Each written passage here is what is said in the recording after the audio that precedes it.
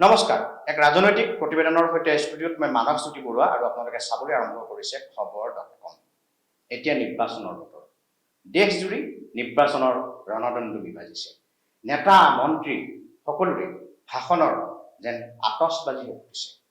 গালি গালাজ, আক্ৰমণ, প্ৰত্যাক্ৰমণ, সমালোচনা, চুপতা চুপতি, মুঠতে গৰম হৈ আছে ৰাজ্যৰ বা দেশৰ ৰাজনৈতিক আকাশ বতাহ।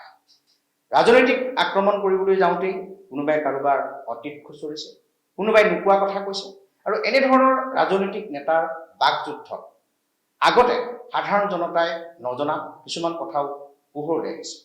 ইজনে সিজনক গালি পাৰিবলৈ গৈ এনেদৰে অতীতক আকৌ উদঙাই দিছে। এনেকৈ আক্ৰমণ, প্ৰত্যাক্ৰমণ, সমালোচনা এইবোৰৰ মাজতে এটা বিশেষ সংসদীয় সমষ্টিত চৰ্চা লাভ কৰিছে এখন বিশেষ চিঠিয়ে।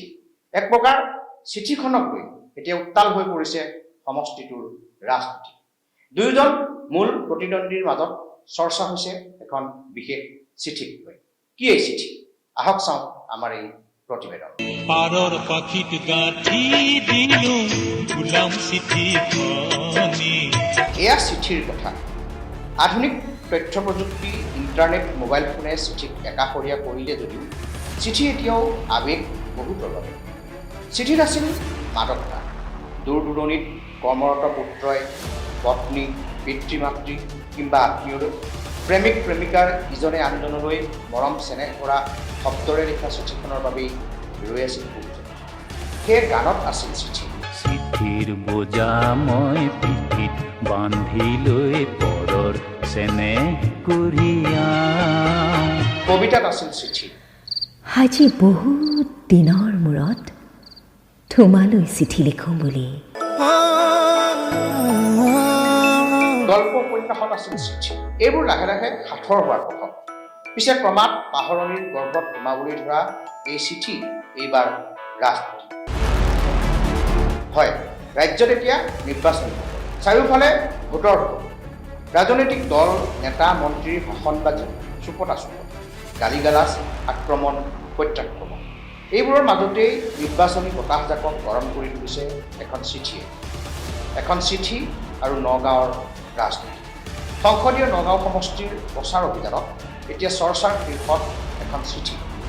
এখন চিঠিক কেন্দ্ৰ কৰি সমষ্টিটোৰ মূল দুই প্ৰতিদ্বন্দ্বী প্ৰদ্যুৎ বৰদলৈ আৰু সুৰেশ বৰাৰ মাজত চলিছে প্ৰচণ্ড বাকযুদ্ধ। পিছে কি আছে চিঠিখনত? কোনে কালৈ লিখিছিল চিঠিখন? আৰম্ভণি কৰিছিল কংগ্ৰেছ প্ৰাৰ্থী প্ৰদ্যুৎ বৰদলৈ। মানুহে গোটেই তেওঁ দিয়া আগৰ চিঠিবিলাক, তেওঁ দিয়া যিবিলাক তেওঁৰ কাম কাজ, সেইবিলাকৰ যে তথ্য পাতি দেখিছে, মই তবধ মানিছোঁ। মই সঁচাকৈ তবধ মানিছোঁ। সুৰেশ বৰাৰ কুকীৰ্তিক লৈ মানুহে দিয়া আগৰ চিঠি আছে প্ৰদ্যুৎ বৰদলৈৰ হাতত। এসময়ৰ সহকৰ্মী, কিন্তু তেওঁ বোলে জনাই নাছিল। এতিয়া জানিব পাৰি তবধ হৈছে। শুনকচোন আকৌ এবাৰ চিঠিৰ কথা। আৰু একালৰ সতীৰ্থ মই নাজানিছিলোঁ যে তেওঁৰ ইমান কুকীৰ্তি আছে। সঁচা কথা ক'বলৈ এতিয়াহে মানুহে গোটেই তেওঁ দিয়া আগৰ চিঠিবিলাক, তেওঁ দিয়া যিবিলাক তেওঁৰ কাম কাজ, সেইবিলাকৰ যে তথ্য পাতি দেখিছে, মই তবধ মানিছোঁ। মই সঁচাকৈ তবধ মানিছোঁ। এয়া এক প্ৰকাৰ ভাবুক। বিজেপি প্ৰাৰ্থী সুৰেশ বৰাৰ কিবা চিঠি আছে প্ৰদ্যুৎ বৰদলৈৰ হাতত। পিছে উভতি ধৰিলে সুৰেশ বৰাই। ৰাজহুৱা কৰক, কি চিঠি মই নাজানো। মোৰ হাততো প্ৰদ্যুৎ বৰদলৈৰ বিশেষ কিবা আছে। মোৰ হাততো প্ৰদ্যুৎ বৰদলৈৰ বিশেষ কিবা আছে। গতিকে ময়ো মানে ক'ব পাৰোঁ তেখেতে কি চিঠি আছে কৈছে মই নাজানো। যি হওক, তেখেতে এখন প্ৰচাৰ কৰিলে ভাল লাগিব। ইলেকশ্যনৰ আগত কিনো চিঠি তেওঁৰ তাত আছে, তেওঁ প্ৰচাৰ কৰক। শুনিলে, কংগ্ৰেছ প্ৰাৰ্থী প্ৰদ্যুৎ বৰদলৈৰ হাতত আছে সুৰেশ বৰাৰ বিশেষ চিঠি। বিজেপি প্ৰাৰ্থী সুৰেশ বৰাৰ হাততো আছে প্ৰদ্যুৎ বৰদলৈৰ বিশেষ কিবা। কি এই বিশেষ চিঠি? কি এই বিশেষ কিবা? ৰাজহুৱা হ'বনে? মোৰ হাততো প্ৰদ্যুৎ বৰদলৈৰ বিশেষ কিবা আছে। গতিকে ময়ো মানে ক'ব পাৰোঁ তেখেতে কি চিঠি আছে কৈছে মই নাজানো। যি হওক, তেখেতে এখন প্ৰচাৰ কৰিলে ভাল লাগিব। ইলেকশ্যনৰ আগত কিনো চিঠি তেওঁৰ তাত আছে, তেওঁ প্ৰচাৰ কৰক। মানুহে গোটেই তেওঁ দিয়া আগৰ চিঠিবিলাক, তেওঁ দিয়া যিবিলাক তেওঁৰ কাম কাজ, সেইবিলাকৰ যে তথ্য পাতি দেখিছে, মই তবধ মানিছোঁ। মই সঁচাকৈ তবধ মানিছোঁ। বাট চাইছে ৰাইজে।